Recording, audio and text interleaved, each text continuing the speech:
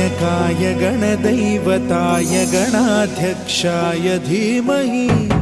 गुणशरीराय गुणमण्डिताय गुणेशानाय धीमहि गुणातीताय गुणाधीशाय गुणप्रविष्टाय धीमहि एकदन्ताय वक्रतुण्डाय गौरीतनयाय धीमहि गजेशानाय भालचन्द्राय श्रीगणेशाय धीमहि